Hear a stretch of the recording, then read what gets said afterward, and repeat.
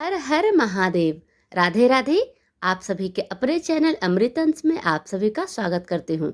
आज मैं आप सभी को माघ मास के शुक्ल पक्ष की शुक्र प्रदोष व्रत कथा सुनाने जा रही हूँ। कृपया इस कथा को पूरा जरूर सुनिए और साथ ही कथा को अच्छी लगे तो चैनल को सब्सक्राइब लाइक भी अवश्य कर दें। प्रदोष व्रत भगवान शिव को प्रसन्न करने के लिए रखा जाता है।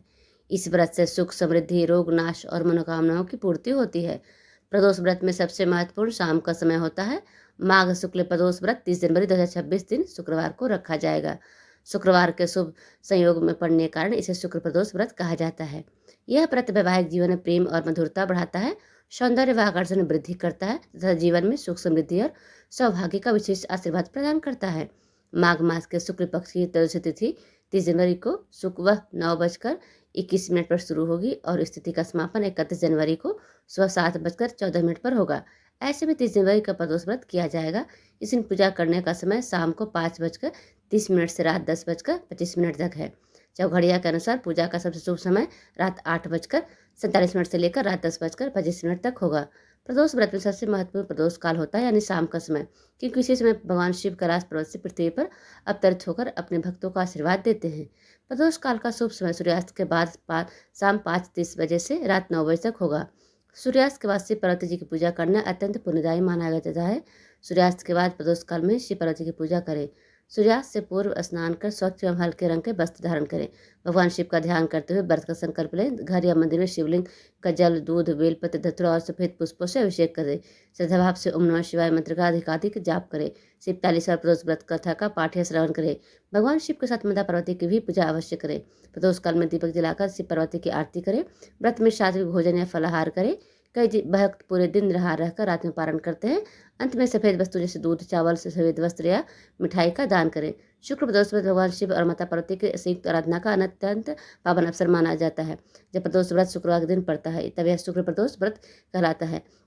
इसका आध्यात्मिक प्रभाव कई गुना बढ़ जाता है। शुक्रवार शुक्र ग्रह से संबंधित होता है, जो प्रेम, सौंदर्य, भोग, ऐश्वर्य और वैवाहिक सुख का कारक है। इस दिन प्रदोष व्रत करने से शुक्र दोष शांत होता है और दाम्पत्य जीवन में सामंजस्य, प्रेम और मधुर आती है।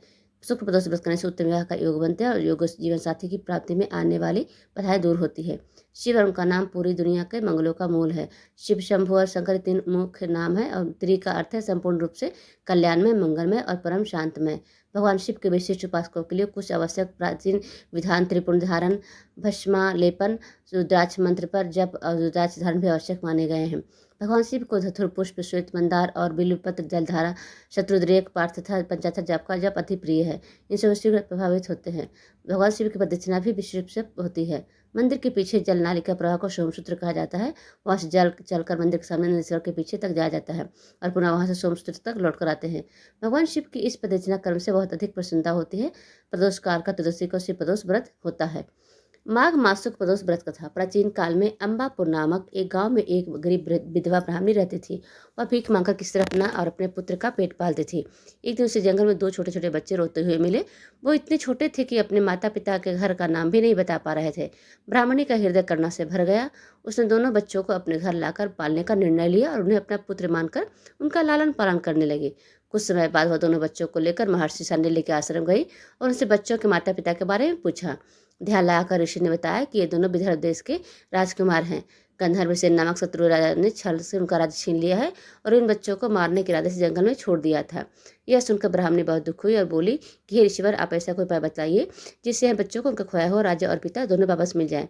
महर्षि शांडिल्य ने कहा कि हे देवी, तुम इन बच्चों सहित शुक्रवार का प्रदोष व्रत करो। भगवान शिव की कृपा से इनकी सभी मनोकामनाएं पूर्ण होगी।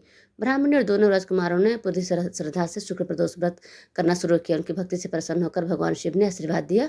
कुछ समय बाद बड़े राजकुमार का विवाह पड़ोसी राज्य की राजकुमारी अंशुमति से हो गया। अंशुमति के पिता ने अपनी सेना देकर गंधर्वसेन पर आक्रमण किया और युद्ध में विजय प्राप्त की।